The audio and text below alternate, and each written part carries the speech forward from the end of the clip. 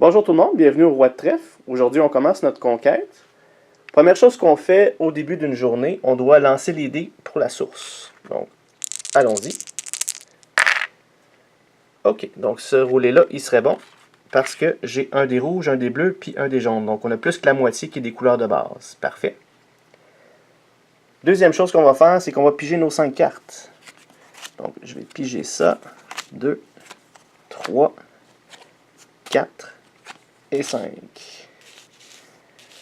Ok, qu'est-ce qu'on a pigé? Du mouvement encore, concentration, swiftness, puis battle versatility. Ça, c'est une des cartes spécifiques pour ce personnage-là. Parfait. Ensuite, deuxième chose qu'on doit faire, c'est choisir une tactique de jour. Donc, entre les deux vidéos, j'ai pensé à ça, puis je vais commencer avec la tactique numéro 4, qui est Planning. At the end of each turn, if you have at least 2 cards in your hand before you draw as if your hand limit is 1 higher. Donc, à tous les tours, quand je vais avoir fini de jouer, si je me garde au moins 2 cartes dans ma main, je vais pouvoir en piger une de plus le prochain tour. Donc, au lieu de revenir à 5, je vais revenir à 6. Donc, ça va être ma tactique qui va être, en effet, toute la journée. Pour le dummy player, ce que je vais faire, pour être sûr que c'est au hasard, je vais lancer un dé de 6. Excusez, un dé de 10. 1, 2, 3, 4, 5, 6, 7, 8, 9, 10. J'ai un petit dé de 10 ici, pas trop loin.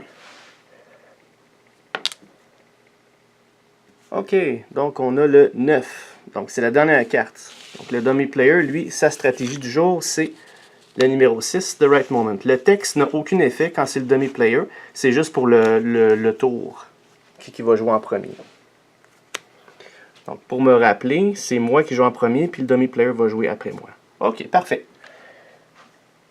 Pour la carte, entre-temps, j'ai sorti aussi les monstres qu'on avait. Je ne sais pas si vous vous souvenez, il y avait des orques à mettre ici. Et bien, on a eu des Wolf Riders.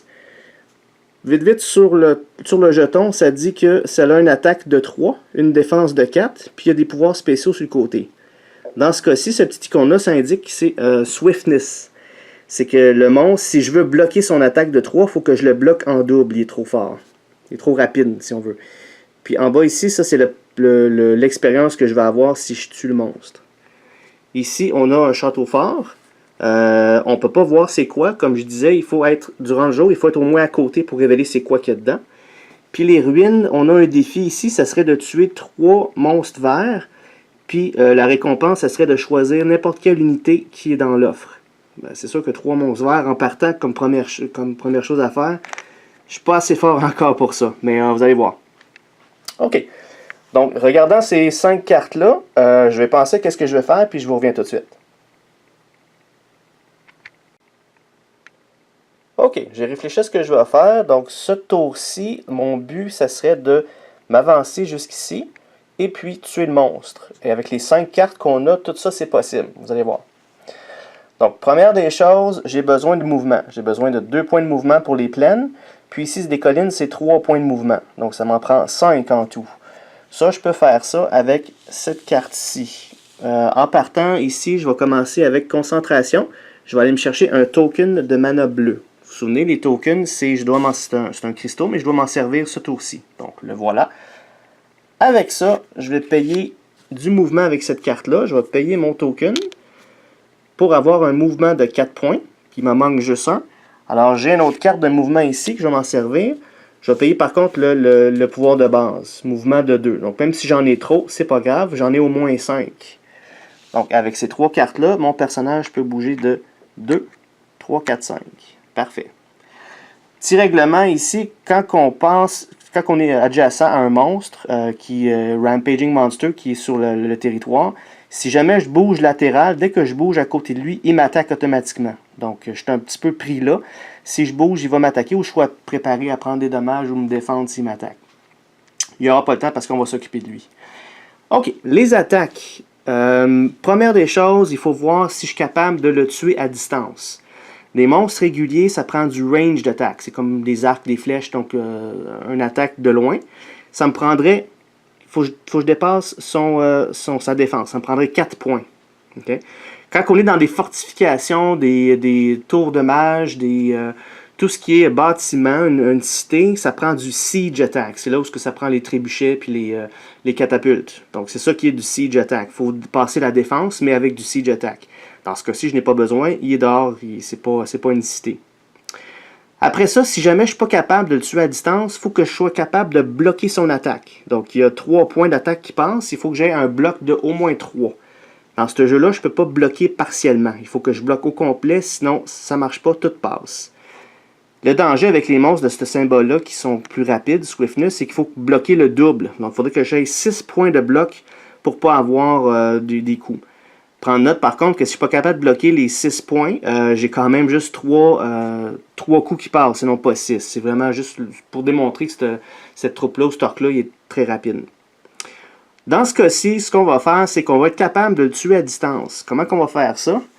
Donc, on a cette carte-là ici qui s'appelle Swiftness. Donc, j'ai le choix de soit bouger de 2, ou si jamais je paye du blanc, j'ai un range d'attaque de 3. Tiens, on a besoin de range d'attaque. Donc, je vais commencer par aller chercher ce que j'ai de besoin pour avoir le pouvoir de la carte. Et ça, on a ça dans la source. J'ai le droit de prendre un dé dans la source à chaque tour. On n'a pas de blanc, mais j'ai mon dé jaune qui est le Joker, que je vais transformer en blanc. En payant ça, j'ai mon range d'attaque de 3. Et la dernière carte, qui est ma carte spéciale à moi. Dans le Battle Versatility, j'ai choix d'attaque 2, bloc 2 ou range attack de 1. Alors, je vais prendre ça pour range attack de 1. Ça me fait 4 points de range attack. C'est fait. Le monstre, il n'est plus là. Qu'est-ce qu'on fait avec ça? Bien, au départ, ça va me donner 3 points d'expérience.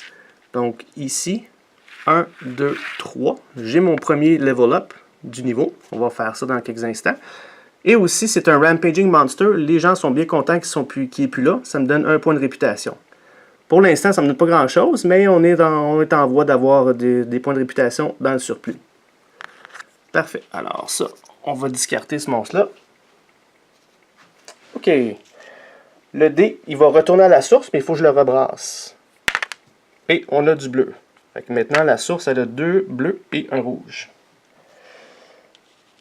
Le mana token, il est discarté parce que je m'en suis servi. Alors, désolé pour le reflet. Ben, je vais pouvoir me procurer de l'éclairage un peu mieux bientôt. Fait qu'en attendant, ben, il va falloir que vous soyez patient avec moi pour le reflet. Donc, les cartes qu'on a, on les jette. Ils sont maintenant discartées. Donc, dans ma discard pile.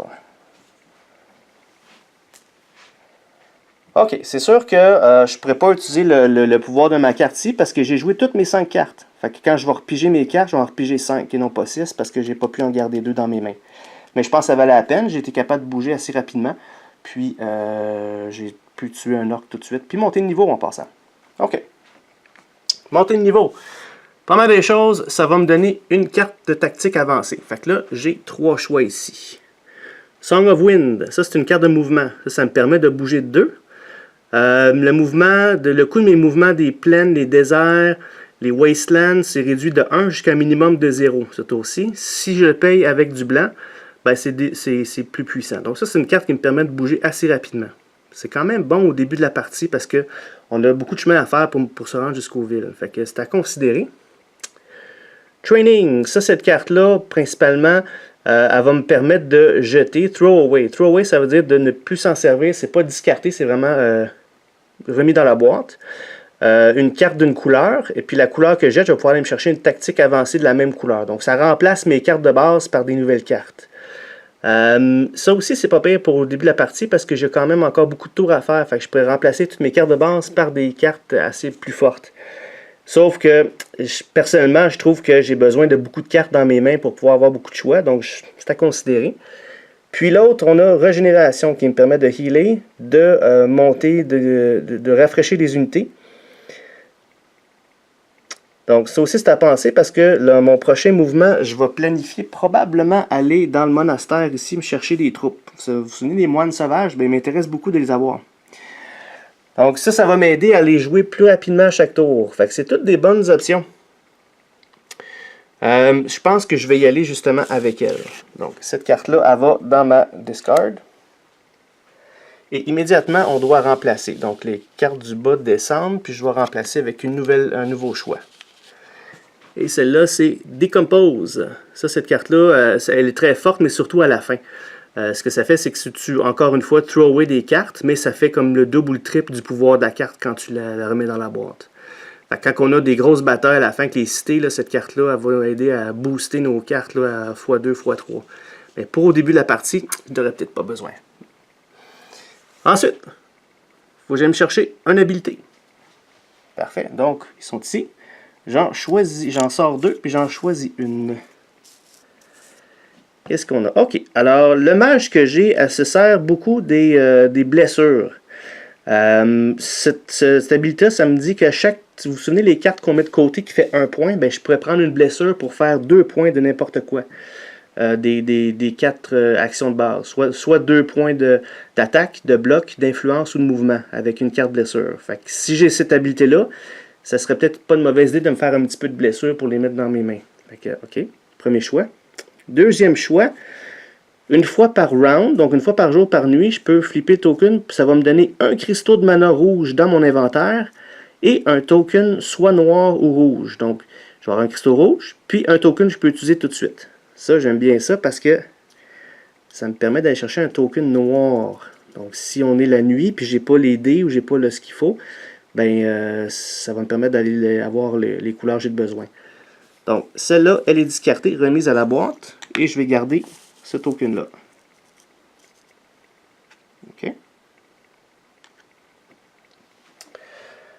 Parfait. Fait que ça, c'est mon level up. Mon tour est fini. N'oubliez pas, je viens de finir le tour sur une mine bleue. Ce que ça fait, c'est que je vais avoir un cristaux bleu dans mon inventaire que je peux conserver pour la prochaine fois. Parfait. Ensuite, ça c'est le tour du dummy player. Donc, vous vous souvenez, c'est 3 cartes que je vais piger. 1, 2 et 3. Parfait. La carte que là, c'est une carte de couleur rouge.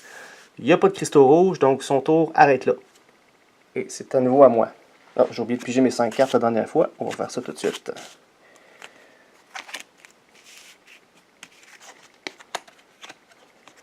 Parfait. OK. Qu'est-ce qu'on a? Qu'est-ce qu'on a? Ah ben ça tombe bien. Qu'est-ce qu'on a? J'ai Threatened, une carte qui me donne de l'influence. Promise, une carte qui me donne de l'influence. Bon, ben c'est parfait. C'est en plein ça que je voulais aller faire. Improvisation, c'est une carte qui me permet d'avoir pas mal versatile pour avoir du bloc d'influence de l'attaque. C'est bon, c'est bon. Du mouvement, j'ai toujours besoin. Puis Tranquility, ça c'est la carte qui me permet de piger d'autres cartes. OK, fait que je vais penser à ça.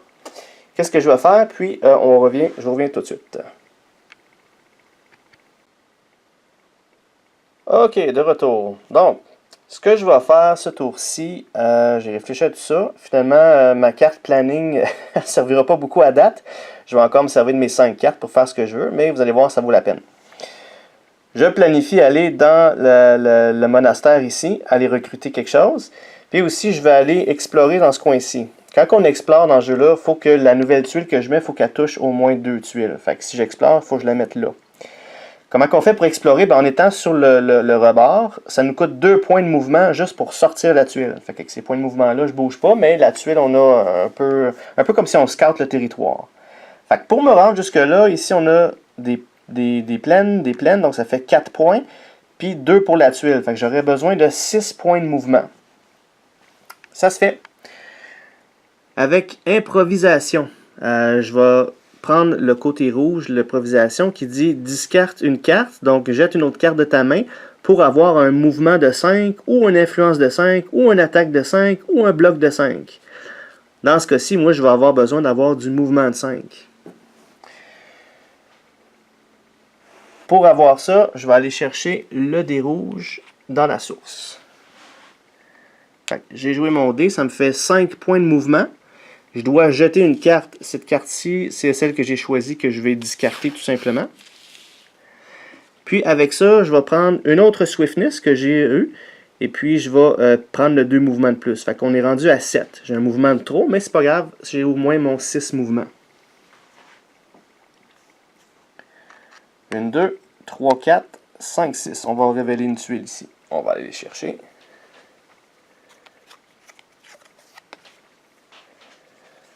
OK, intéressant, intéressant. Donc la tuile, on a le petit symbole qui est là. Il faut que je le mette comme ça. Parfait. Qu'est-ce qu'on a ici? On a une autre mine, sauf qu'il y a du rouge ou du blanc. Donc si je finis mon tour sur cette tuile, sur cette case-là, je vais pouvoir avoir le choix soit de prendre un cristaux de mana rouge ou blanc dans mon inventaire.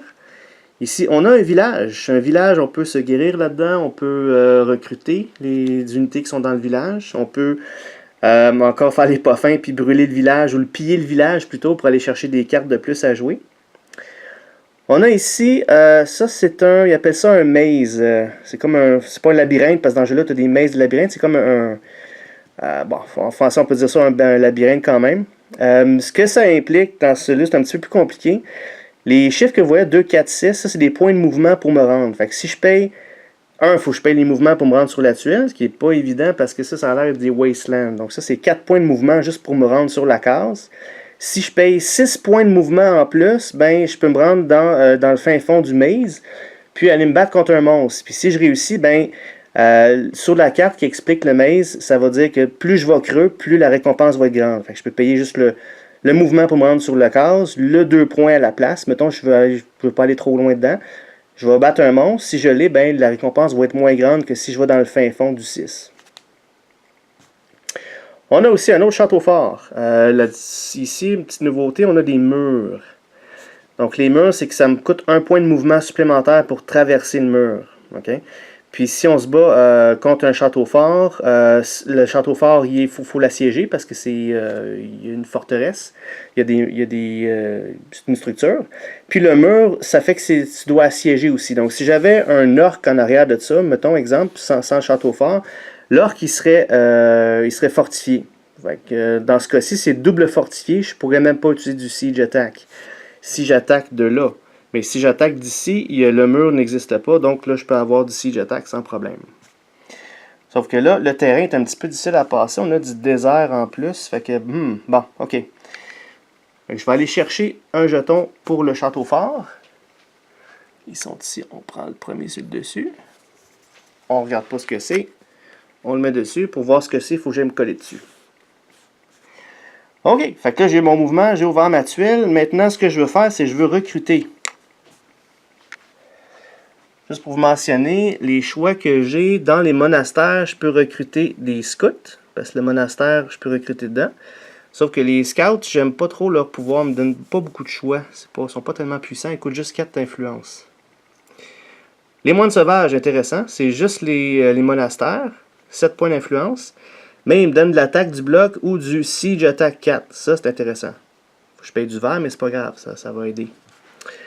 Les illusionnistes, ben, ouais, je pourrais aussi. Ça, c'est un autre choix que j'ai. Puis le symbole du monastère, il est là.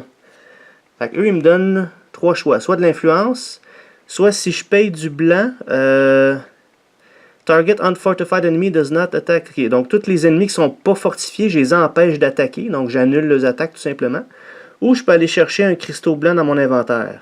Wow, intéressant. OK.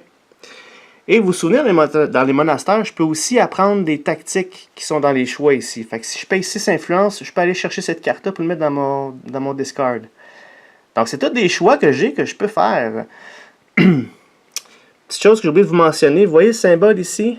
Ça veut dire qu'il est résistant aux attaques physiques. Donc, les attaques réguliers, il peut prendre jusqu'au double. Fait que si je fais 1 point ou 2 points de dommage, il n'y aura rien. Si je fais 3 ou 4 points de dommage, là, je vais mettre la blessure. Ça me fait penser, petite parenthèse, quand je vous ai parlé de cette carte-là dans la dernière vidéo, Snowstorm, bon, le range attack, maintenant, vous savez c'est quoi. Par contre, il y a du ice attack. Et oui, il y a des attaques d'éléments là-dedans. Donc, il peut y avoir du ice attack, du fire attack, puis du cold fire attack. Donc, il y a des règles spéciaux pour ça. Ça, on va les voir plus tard, là, surtout quand on va sortir des monstres un petit peu plus puissants. Mais gardez en tête qu'il y a 3 types d'attaques, puis il y a 3 éléments à ces types d'attaques-là. Mais c'est pas trop compliqué, vous allez voir. Ok, bon, mais je pense que je dois réfléchir à ce que je veux faire. C'est probablement une de ces 3 cartes-là que je vais prendre. Je vais penser à ça, je vous reviens. Ok, de retour. Donc, j'ai longuement réfléchi à ça. Donc, qu'est-ce que je vais faire? On va voir ça tout de suite. Première des choses, je vais aller chercher au moins, donner un petit indice, je vais aller chercher 7 points d'influence. OK, pour faire ça, bon, les choix que j'ai, les cartes qui me restent à jouer ce tour-ci sont ceux-là.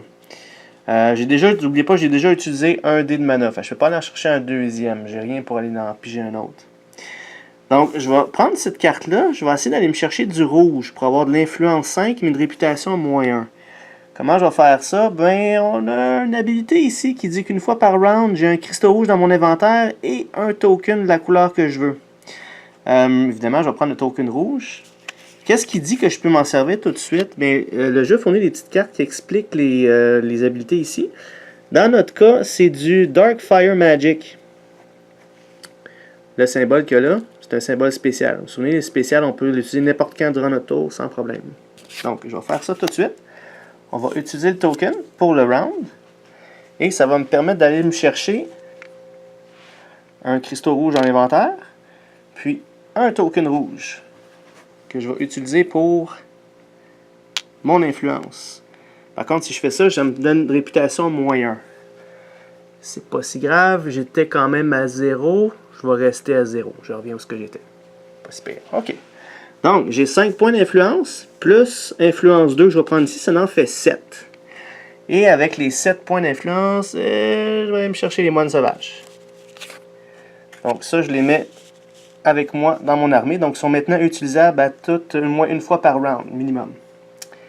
À noter, ces troupes-là, ils ne sont pas remplacés tout de suite. Ils sont remplacés juste à la fin du jour ou de la nuit. Donc, ce que je comprends, ben, ça laisse un trou vide. Parfait. OK. Donc, mon tour est fini. On va ramasser tout ça. Ça, c'est de retour. On rejette ça. C'est utilisé. Il y a le dé que je dois rebrasser puis remettre à la source. Bon, OK. Ça fait du bleu. On a 3 bleus. Puis mes cartes, ben, ils sont discardées. On met ça dans notre discard pile. Tout de suite, je vais piger mes 5 prochaines cartes.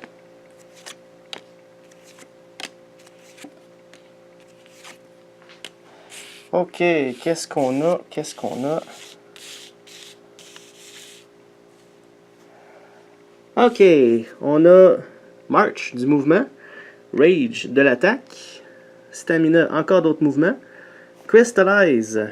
OK. When you play this, also pay 1 mana of a basic color, gain a crystal that color. OK. Fait que si je joue un mana de couleur, je vais pouvoir obtenir un mana de couleur de la même chose dans mon inventaire. Donc, normalement, ça, tu prends un dé de la source, tu le joues, puis ça te donne un cristaux dans ton inventaire. C'est basic, mais c'est très pratique. Si je paye un bleu, par contre, je peux aller chercher un cristaux de n'importe quelle couleur dans mon inventaire. N'oubliez pas, quand il dit ça, ça exclut toujours le jaune puis le noir. C'est toujours les 4 couleurs de base. OK, parfait. Puis l'autre carte qu'on a, c'est Mana Pool. Ça, c'est la deuxième carte spécifique pour ce mage-là. Qu'est-ce qu'on a? You can use 1 additional mana die from the source this turn. If that die is black, use it to produce mana of any color. Ah, OK. Donc, je peux aller chercher un deuxième dé dans la source, cette fois-ci. Donc, le prochain tour, si j'utilise cette carte-là, je peux utiliser 2 dés. Puis, elle me permet, par contre, de prendre un mana noir comme un joker. Parfait, excellent. Si je paye la couleur blanche, take 2 mana dice from the source and set them to any color except gold. Gain a mana token of each of these colors. Ok, donc si je paye du mana blanc, je peux aller chercher 2 dés dans la source, les transformer en couleurs que je veux, puis obtenir des tokens de ces couleurs-là que je veux. Puis je ne reroule pas les dés quand je les remets dans la source. Ok, donc vous voyez, celle-là, ça me permet de manipuler les dés puis d'obtenir du mana beaucoup plus facilement. Parfait, ok. Parfait, donc c'est le tour du demi-player. Il va sortir ses 3 cartes. 1, 2 et 3. Oh. C'est du blanc. Donc il y a 2 blancs, je dois sortir 2 cartes de plus. Donc là, il brûle un peu plus vite au travers son deck. La deuxième fois, ça compte pas. Tout le temps la première fois. OK, parfait. Bon, fait que je vais réfléchir à tout ça. Qu'est-ce que je veux faire? Puis, je reviens tout de suite. Ouais, de retour. J'ai pensé à tout ça. Ce qu'on va faire, on va se faire... ce tour-là, ça va être pas mal juste du mouvement. Première des choses, j'aimerais ça explorer ici, sortir une tuile. On a 2 tuiles adjacentes, donc il n'y a pas de problème. Fait que pour ça, ça me prend au départ 2 points de mouvement. Et ce que je vais prendre, c'est cette carte-là, qui est March, qui me donne mes 2 points de mouvement que j'ai de besoin. Fait que ici, on va sortir la tuile. On va aller chercher ça. OK, qu'est-ce qu'on a? Comme ça, OK. Bon, au départ, on a une mine de cristaux verts. Parfait. Il va falloir que je sorte un orc. On a un glade ici et un autre village. Parfait. Fait que je vais aller chercher un orc qui sont ici. Ah, en passant, pour ceux qui connaissent le jeu, dans les monstres puis les cartes, j'utilise uniquement l'expansion de Lost Legion. Les 2 autres expansions ne sont pas incluses dans cette partie-là. La raison, c'est que y en a un des 3 que c'est Krang, c'est juste un personnage tout simplement avec ses cartes qu'il a besoin. Puis l'autre expansion, Shades of Tesla, c'est une expansion qui ajoute encore plus de règlements parce que les monstres, ils offrent d'autres types de tokens en récompense. Il y a aussi d'autres règlements pour les scénarios. Donc, je les ai exclus dans ce cas-ci. Pendant que je suis ici, je suis désolé, j'ai fait une petite erreur les dernières fois. En fait, 2. Donc, ça n'a pas trop d'impact, mais que je vais quand même vous les expliquer. La première erreur que j'ai faite, c'est quand on fait un level up, quand on monte de niveau, les cartes qu'on prend ici dans les tactiques avancées, ils vont pas dans la discard. Ils vont sur le dessus du paquet. Comme ça, la prochaine fois que tu piges, tu l'as tout de suite. Dans ce cas-ci, tantôt, ce que j'ai fait, c'est que je l'ai mis dans ma discard. Donc, c'est pas bon. Ça joue contre moi. C'est pas un avantage pour moi de l'avoir acheté tout de suite, mais bon, c'est une erreur, puis on va s'en souvenir pour les prochaines fois. Je me suis trompé parce que les cartes qu'on achète dans les monastères, eux, vont dans la discard, mais pas quand on fait un level up. La deuxième erreur que j'ai faite, c'est une erreur de traduction. La carte ici, Decompose, c'est pas... ce que ça va faire, c'est que ça va... Quand on joue cette carte, on va jouer... On va throw away une carte, puis la couleur qu'on throw away, on va recevoir des cristaux de mana pour cette couleur-là. Même chose pour la partie la plus forte de la carte, c'est juste ça va nous donner plus de cristaux de mana. Je me suis trompé avec une autre carte qu'on va peut-être voir plus tard. En passant, ça me fait penser, si jamais vous voulez jouer à ce jeu-là, mais vous ne comprenez pas l'anglais ou vous ne lisez pas l'anglais, la première édition du jeu de base est offerte en français. Donc ça, vous pouvez vous la procurer dans un magasin ou en ligne, sans problème. OK. Alors, pour l'orc, quand on le met sur le jeu, ils vont toujours sortir face vers le haut. Donc, on sait exactement à qui on a affaire. Dans ce cas-ci, cet orc-là, le jeu nous donne une petite feuille ici qui nous explique, là, qui donne le nom des monstres. C'est toujours bon c'est le fun de savoir à qui qu'on a affaire. OK, donc ça, c'est les monstres du jeu de base. Mais je pense que ce monstre-là, c'est un monstre de l'expansion. Ouais, c'est celui-là ici. Où est-ce qu'il est? Celui-là ici. Orc Warbeast. Donc, ça, c'est ce qu'on a comme monstre. Qu'est-ce qu'il nous donne? OK, donc ce qu'on peut voir ici, c'est que c'est un monstre qui est brutal. Donc, si jamais les 3 points de dommage y passent, il va faire le double de damage si on ne bloque pas le 3 points qu'il y a là. Autre chose, lui est tellement gros qu'il ne peut jamais être assiégé. Donc, même si dans une fortification, les règlements de siège ne comptent pas pour lui. C'est pour ça que la petite tour avec le X. Par contre, vous voyez les 2 petits symboles, ça veut dire qu'il est résistant. Il est résistant à tout ce qui est glace, tout ce qui est ice, puis tout ce qui est fire. Fait que si j'ai des spells qui font du fire attack, c'est pas efficace contre lui. Ça ne veut pas dire qu'on ne peut pas le tuer avec ça. Ça veut juste dire que ça va prendre le double de points de dommage si on fait ça avec de l'attaque. Ice attack. Donc si je prends du fire attack ou de l'ice attack, ça va me prendre le double pour le tuer. Ça va prendre 10 points au lieu de 5. Dans ce cas-ci, c'est peut-être on devrait prendre de l'attaque régulière, donc l'attaque physique. Ou on pourrait prendre du Cold Fire Attack. Ça, le symbole il est différent pour ça. OK? OK, donc, une fois que ça c'est fait, ce que j'aimerais faire aussi, c'est que j'aimerais finir mon tour sur la mine qu'il y a ici. Par contre, la mine est dans le désert. Ça va me prendre 5 points de mouvement supplémentaires. On peut aller chercher ça. Ce que je vais faire, je vais jouer cette carte-là. Mana Pool, ce qui me dit que je peux jouer la portion de base, que je peux jouer un dé additionnel ce tour-ci. Parfait. Donc, 2 dés. Premier dé, je vais prendre, c'est un dé bleu. Vous savez, on en a 3. Premier dé bleu pour faire 4 points de mouvement. On va prendre le dé bleu pour jouer ça ici. Ensuite de ça, pour le 5e mouvement, je vais tout simplement prendre ma carte que là, puis la jouer de côté pour faire le 5e point qui me manque. Ça me fait 5 points de mouvement, qui me permet d'aller dans le désert ici pour finir mon tour là. Avant de terminer le tour, j'ai une dernière petite carte que j'aimerais jouer, c'est la carte Crystallize. Ce symbole-là permet de la jouer n'importe quand. Vu que j'ai un deuxième dé que je peux jouer, bien oui, je vais aller chercher un autre dé bleu. Puis avec ça, je vais pouvoir aller chercher un cristaux de n'importe quelle couleur dans mon inventaire. On s'entend les cristaux de base.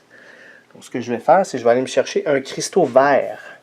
J'en ai pas dans mon inventaire, j'ai pas vu d'endroit où je peux m'en servir. Donc voilà, j'ai un cristaux vert dans mon inventaire en plus. Fait que ça termine mon tour. Les dés, on les rebrasse pour les remettre à la source. Ok, un autre bleu, puis un vert. Parfait. Ensuite, les 5 cartes sont discartées. J'ai encore joué 5 cartes ce tour-ci, donc ma carte planning m'aura pas servi, mais bon, c'est pas grave. Ensuite, le tour du dummy player. Lui va jouer ses 3 cartes. 2, 3. Ok, on a ici une carte verte. Il y a du vert dans son inventaire, donc je vais jouer une carte de plus. Parfait. En passant, j'ai oublié de prendre mes 5 cartes, mais j'en ai pas 5, j'en ai seulement qu'une. Donc le prochain tour, c'est la seule chose que je peux jouer, c'est ça. Si jamais je finis mon tour, je dois, en tout temps, quand je dois piger une carte, puis j'en ai pas, je dois déclarer la fin du round. Parce que si j'ai réussi à en piger une, fait que la fin du round ne pourra pas tout de suite. Parfait. Donc, avec cette carte-là, qu'est-ce qu'on a? Attaque au bloc 2. Ou si je paye du mana bleu, du bloc 5. Bon, dans ce cas-ci, ça ne m'aidera pas parce que j'ai pas assez de mouvement pour bouger du tout. J'ai juste un point. Les moines sauvages, ils ne me permettent pas de bouger. Tout ce qu'ils me permettent de faire, c'est attaquer et bloquer.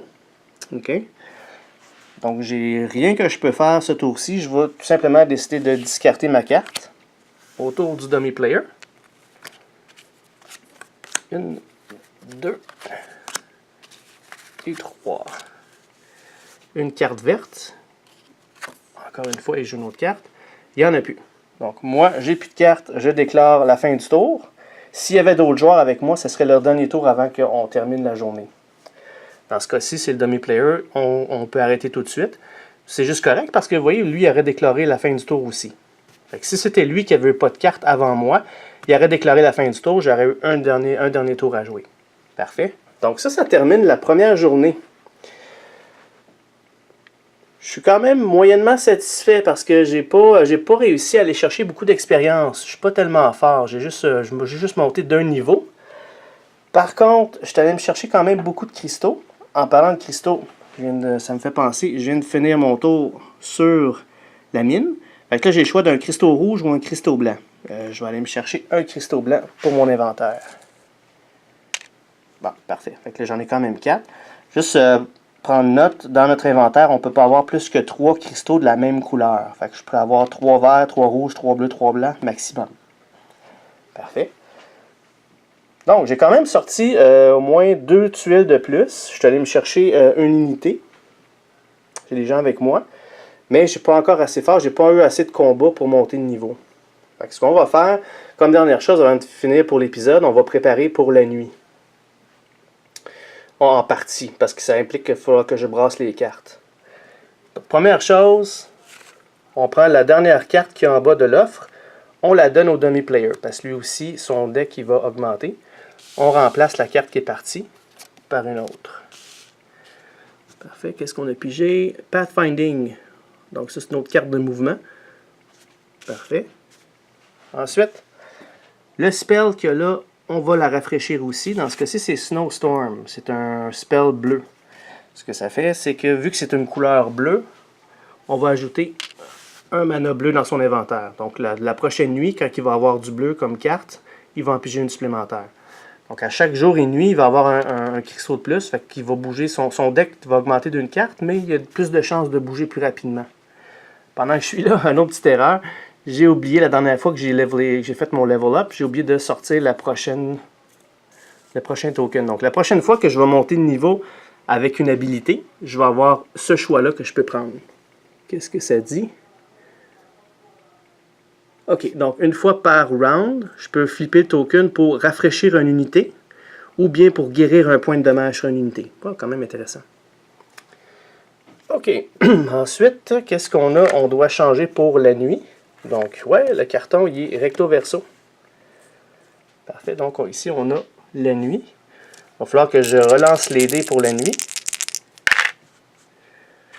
OK, ça marche pas. Vous voyez, j'ai un noir puis un jaune. J'ai pas deux couleurs de base. J'ai pas plus que la moitié de mes dés sont pas des couleurs de base. Donc, je dois relancer les deux couleurs qui sont pas correctes. OK, donc ça me donne un vert puis un rouge. Parfait, ça c'est mes jetons. Au prochain épisode, je vais pouvoir choisir la tactique de nuit. Puis, j'ai oublié, j'ai pas pensé, il faut que je rafraîchisse aussi les spells. Donc, on en a le prochain. On a Fireball, ça c'est bien. Range Fire Attack de 5. Puis, si on fait un Firestorm, on prend une blessure. Mais on a un Siege Fire Attack de 8. Parfait. Prendre note que tout ce qui est Siege Attack, Range Attack peuvent être utilisés comme de l'attaque régulier en tout temps. C'est juste que quand on a besoin de faire un Siege ou un Range, on ne peut pas prendre l'attaque régulier, évidemment. On ne peut pas faire l'inverse. Parfait, donc je vais terminer l'épisode ici. Au prochain épisode, on va entamer la première nuit pour poursuivre notre route vers les deux cités. Donc merci beaucoup d'avoir été là. Donc on se revoit au prochain épisode. Au revoir.